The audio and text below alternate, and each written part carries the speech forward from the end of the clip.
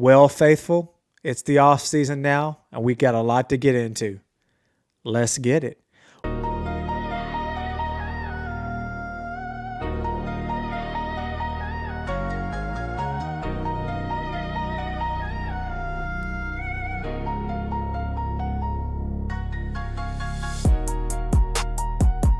Welcome to the Cayman's Island podcast, where we talk all things San Francisco 49ers. I'm your host, David Cayman. And in today's show, this will be the first of many off-season updates for the San Francisco 49ers. And faithful, as always, it hasn't even been a full week of off-season yet, and we're already in the news for several different items. So let's jump into this thing. First and foremost, Robert Saleh accepting the head coaching position of the Tennessee Titans. I know a lot of folks feel that's a bit of a shock. It would not have been the job if I had my pick of it. If I were old Bob, I probably would have gone somewhere else. But there's a lot to like about the Titans job. So if you think of it this way, the Tennessee Titans are in the middle of a fairly decent rebuild right now. And you have scenarios where Robert Saleh is going to have full control over coaching that defense. He'll get to bring in the guys that he likes to help coach that offense. You have a very young prospect right now in Cam Ward that looks like he's got all the intangibles. In fact, last year he had a really good game directly against the 49ers where he got to see, in lack of better words, his own defensive scheme get a bit sliced up by the kid. And I think that with the right offensive coaching, he can take a very substantial leap in that division next year. Signing a long-term contract with the Tennessee Titans, understanding how poorly they've done over these last few seasons, gives Robert Saleh an opportunity to come in here, have some leeway with the team. I would figure regardless of what happens in the next 2 to 3 seasons, he's going to be given some grace and have an opportunity to really build something. I think that when Robert Saleh was hired over there with the Jets, the defense they had, the team they had, and I think it was the conclusion of everybody, that with the quarterback coming in there, that was just going to guarantee the Jets some sort of Super Bowl, right? Aaron Rodgers, guys, hasn't been the same guy for several seasons now. I know he was able to take Pittsburgh to the playoffs, and I'm not underscoring that whatsoever, but yeah, that's not Aaron Rodgers of 5-6 years ago. He's definitely in the twilight of his career, so I can see definitely why the job, the grace that he'll be given for the Tennessee Titans, why that would appeal. I don't think this is a scenario at all similar to what the Jets were. And I think this is going to be ultimately in the long term a very good fit for that franchise. Now you look at now that Robert Saleh is no longer in the building, that does create a crucial vacancy for the San Francisco 49ers. And I feel fast track wise, guys, Gus Bradley has the inside track on being the defensive coordinator of this team. He was really hired right along with Robert Saleh, and I could see Robert Saleh trying to take Gus with him. However, I could really see that if Gus were offered the job, he probably would take it. From a continuity standpoint, someone like Jim Schwartz would be the dream scenario. The godfather of the wide nine, makes a lot of sense. The entire draft was Robert Saleh's to really pick his players so that the players, the guys that did, very well last year, are supposed to fit that wide nine scheme. So it would make a lot of sense to have a guy that's familiar with that take over. It's a completely easy transition. I just feel like Bradley, from a familiarity standpoint with Saleh, with Shanahan, he knows the system, and it would be the smoothest transition. I know a lot of folks feel like, oh, that's the easy way out and such, but you have to understand, Jim Schwartz would be a great fit, absolutely. But that man's under contract right now for the Cleveland Browns. I think essentially you'd have to trade for him. I'm not even too sure. I don't think there's ever been a trade for a coordinator before in league history. Not that I couldn't see the 49ers breaking that trend. They often do some unorthodox things, so I could see it, but straight up, I think it will be Gus Bradley's job, I think, to turn down in this particular case. It makes sense. It's a quick, easy fit. You can get that out of the way to go ahead and start preparing really for next season. Second item I wanted to bring up, Kyle Shanahan, John Lynch's press conference. They talked about a whole lot of things, and several items that they talked about really caught my ears' attention. One of the things is they were asked questions about the injury situation. If you've watched 49ers football any amount of years, you understand that the 49ers are just always just hampered with injuries and devastating injuries, season-ending injuries. A lot of this soft tissue stuff that's happening, even when players come back, tend to rear its ugly head. Something's going on there. Now, I have my belief it's something to do with the training staff. I don't know what's going on, but it's starting to make a lot of news. You're hearing things like players knew about the electrical substation pieces and bits, and it's a concern for players and all of this other stuff. Look, I don't know if that has any bearing on anything, guys. I'm not in that field. I'm not an engineer that can do any type of research on that. On the surface, it seems far-fetched, but one thing that I appreciate about John Lynch is the way that this was addressed is that they'll look into everything. They'll research everything at this point. I think this injury stuff has made so much media and so much waves that they're going to have this investigated and somebody sign off on the fact that, hey, this electrical substation being so close to the practice facility is not any type of root cause related to injuries.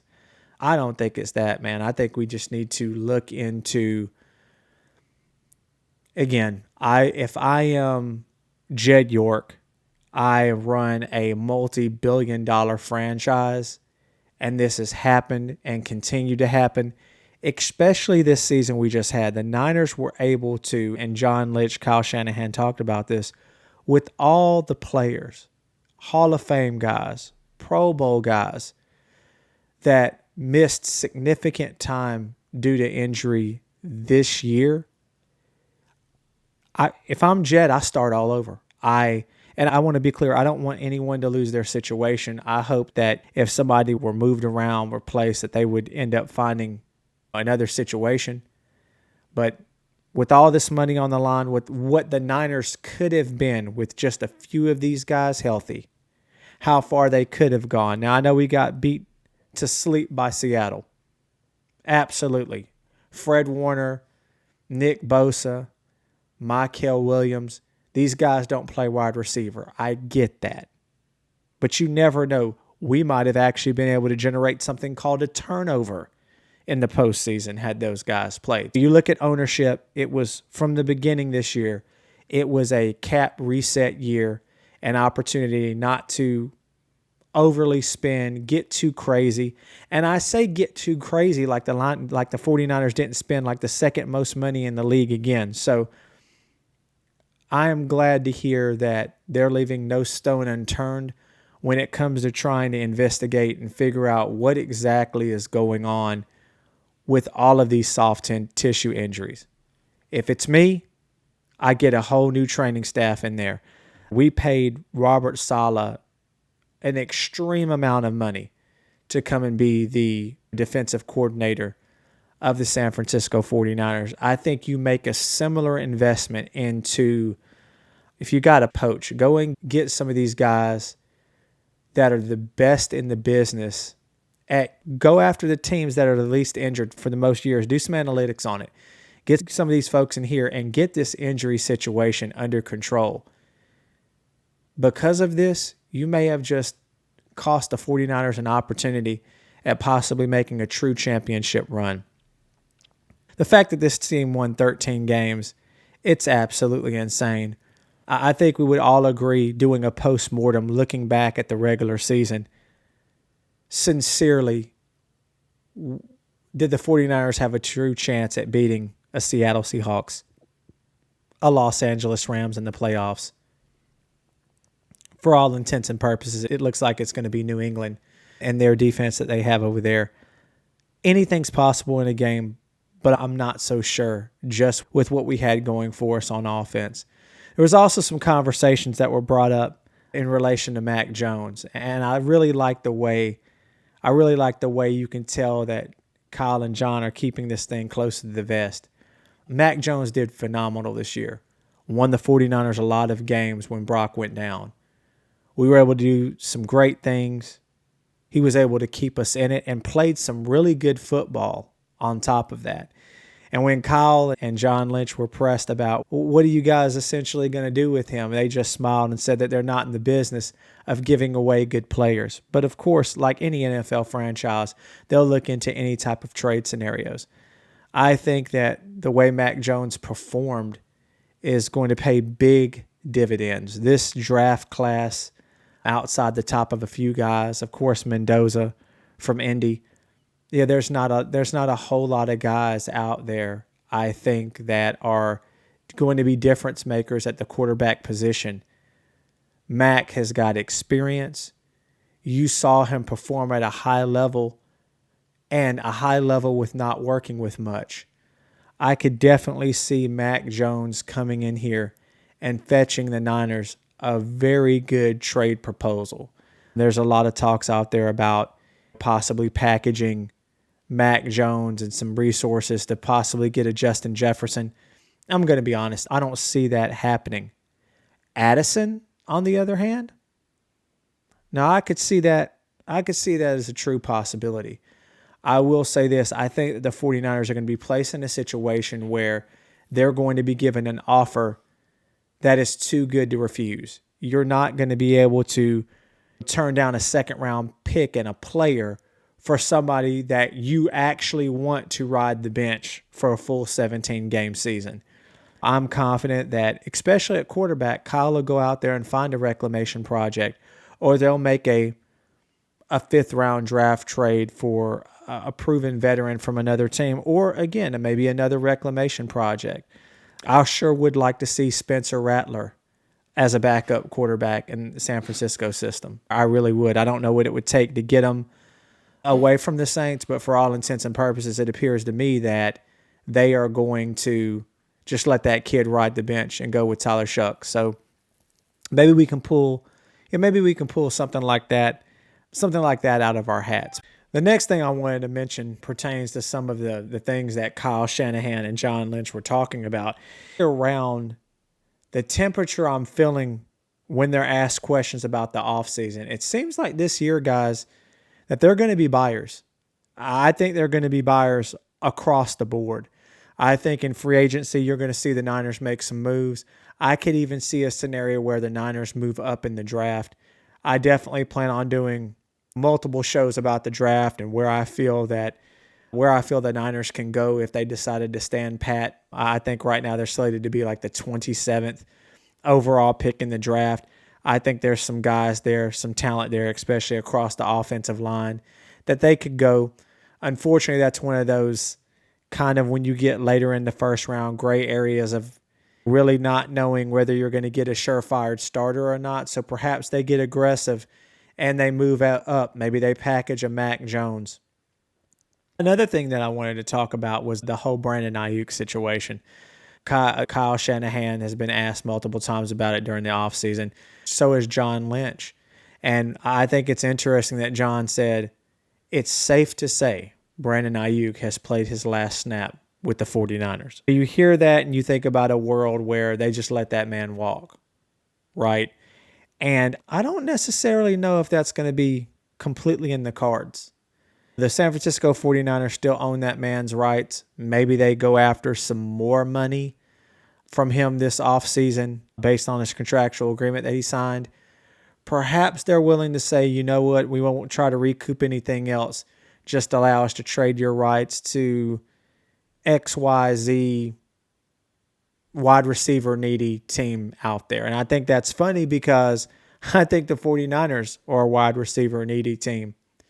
If I am in control of the San Francisco 49ers, I would not re-sign Jawan Jennings. I like Jawan a lot, but his projected number is like 22 million a season in free agency. I'm sorry, guys. He's a second receiver at best. And I just don't see paying that type of money. Brandon Ayuk was supposed to be our $30 million a year wide receiver that was going to be a difference maker for the franchise. Unfortunately, things didn't work out. I know it's tough. I know it's a tough situation, especially as a Niners fan, but I don't wish any type of ill on anyone. And I hope that whatever he's going through gets worked out, and I hope he does get a chance to resurrect his career and gets another chance. I'm all about second chances. Maybe we make a phone call over to the Bills and we package Brandon Ayuk up and get a player in return. I would just hate to see that the Niners get nothing in return and that man doesn't get another opportunity at a second chance to play again in the NFL. Yeah, hopefully they can work that out. I do think that the Niners are going to be buyers. I think the fact that they were able to put on display that despite all the injuries, despite all the missing superstars from the team, they were able to pull things together, beat the Philadelphia Eagles, the defending Super Bowl champions, on the road in the playoffs. That's a big deal, guys, even though we got absolutely destroyed and taken apart by Seattle. All those injuries, all that lack of rest, no excuses, but all that came to roost in that game. And Seattle, I would say this, even with San Francisco having Nick Bosa, even with San Francisco having Michael Williams, Fred Warner wasn't scoring any offensive points. If you had an opportunity to watch the All-22, there are a few plays, guys, where the 49ers receivers are so covered up, you might as well say the secondary could have been wearing their jerseys. I mean, it was unreal, the lack of separation. This team has to get younger on offense and much, much faster. I would say that heading into next season, Kyle Shanahan did a lot of growing this year. I know we got taken apart by Seattle. I don't care from a coaching perspective. I think that this is still Kyle Shanahan's best coaching season. He grew a lot this year. In all transparency, I don't know what it is. It felt like he was more relatable this year. I really felt like for the first time I could say that Kyle loosened up a little bit and recognized that this year wasn't going to be it. And you can get that temperature in the room and talking to Kyle and John in that press conference. They were able to take off the mask, so to speak, and say, hey, we didn't really think we were going to contend for very much this year. And while you never want to say that you're at the end of the road, but getting a playoff win of that caliber after having that season and that much injury and heading into a Week 18 matchup where you had even an opportunity to have the number one seed, the first time in history that you had three teams in the same division with 12 wins. The Rams or the Seahawks are making the Super Bowl, and I'll just say it out loud. You heard it here first. I'm sorry, Patriots. Denver, if you're able to somehow have Stidham pull out a miracle and beat the Patriots in this one, you're not beating the Rams. You're not beating the Seahawks. The NFC West will be so a team from the NFC West will be the Super Bowl champions for sure this year. It's unfortunate that's going to be played in Santa Clara this year. That's a tough pill to swallow, but I'm very excited this offseason. I'm actually more excited this offseason than I've been in some time. I really think the Niners are going to go after it.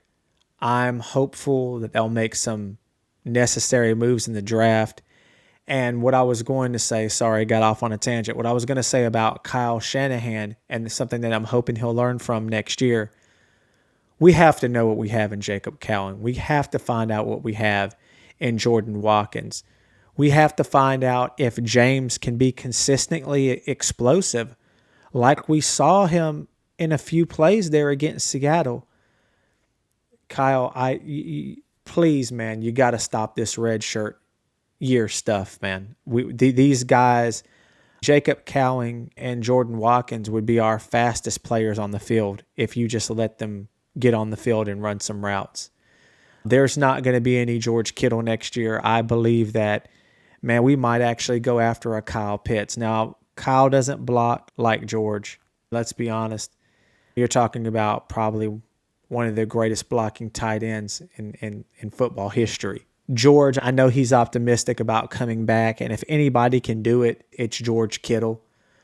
But at his age and the violence in which he plays with, I really, truly don't know if he will physically ever be able to be the same. Again, he can do it. I have faith in him.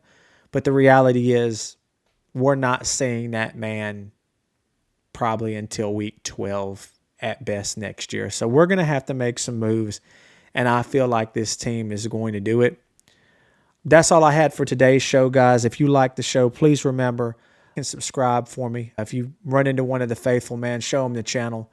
It really does help out. As always, guys, take care and be blessed.